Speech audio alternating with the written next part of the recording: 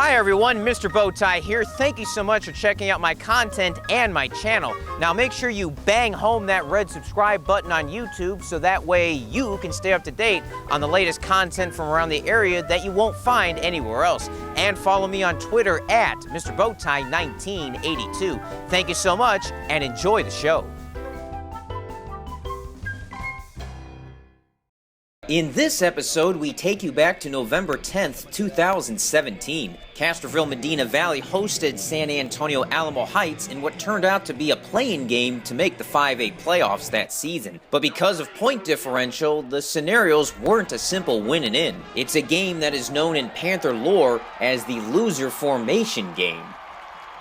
When it comes to the final week of the regular season and trying to figure out who's going to make the playoffs and who's going to miss, there are two words no coach wants to hear: point differential. And there's a very strong chance that both Alamo Heights and Medina Valley are going to have to go through point differential to see who's going to get the last playoff spot in 26-5A. And by coincidence, they're playing here in Castroville tonight. Both Medina Valley and Bernie Champion are win-and-in scenarios. Alamo Heights is also in a win-and-in scenario, but they'd have to win by 9 points unless Bernie Champion gets upset by Seguin. The Matadors are going to miss the playoffs for the 12th straight year. Let's check out the highlights here from Panther Stadium. Medina Valley runs a two-quarterback system led by assistant coach Chris Soza. You might remember him. He was the first quarterback in UTSA football history when the program began in 2011. Jump ahead late second quarter, Alamo Heights running back Maximino Gonzalez plowed over the Panther defense for his second 4-yard touchdown run of the half. Mules led 21-17 at halftime.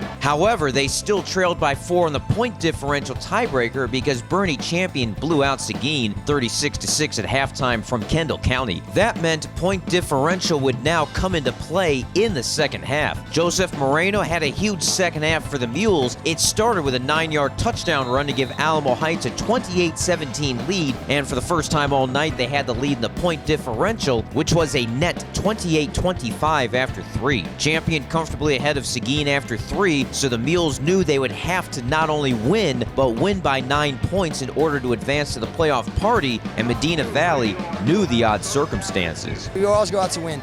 But yes, we did know we had to catch up. Fourth quarter, Medina Valley desperation mode, 4th and 1 from their own 19. Head coach Chris Soza went for it. Devin Johnson just barely picked up the first down. Soza channeling his inner David Molesky from San Antonio O'Connor. Katon Chang made a gigantic play for the Panthers. He made the catch, faked out a defender, tiptoed down the sideline, stayed inbounds on the grass field, cut back inside, and beat the Mules secondary to the goal line and pay dirt. When I get the ball, I want to make a play, and if I see open space, I'm deadly out there.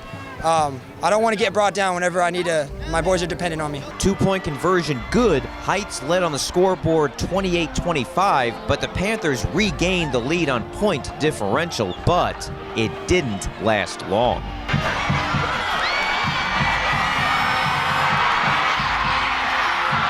Moreno, I told you he had a big second half, 81-yard kickoff return for a touchdown, and the Mules regained the lead on point differential. PAT was blocked 34-25 on the scoreboard and 34-33 on the tiebreaker. Back came Medina Valley the other way. They only needed 1 score to win the tiebreaker instead of 2 to win the game. James Gibson, 9-yard run to the goal line and a Panther touchdown. Again, went for 2, got it. Scoreboard said 34-33 Alamo Heights, but in reality it was 41-34 Medina Valley on the point differential. Normally the Mules would have been trying to run out the clock for the win, but instead had to have a touchdown and a 2-point conversion. Moreno with a 14-yard touchdown run, and the Mules regained the lead on the tiebreaker. Hang on though, a flag down, holding on the Mules, and the score came off the board. 4th down and 8, quarterback Reed Anderson back to pass. His pass complete, but way short of the goal line. First down, Medina Valley. We put 2 of our linebackers in the box and 4 down linemen. But the drama not over yet. Panthers faced a 4th and 1 again on their own 19. Again, Soza went for it all. Gibson gets the first down run. Game over. Panthers lose.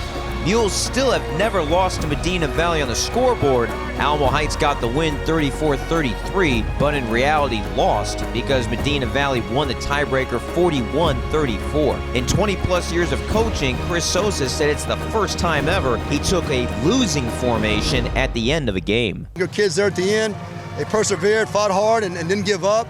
Defense stopped them when we had to there at the end, and offense, we went for it on a 4th and short.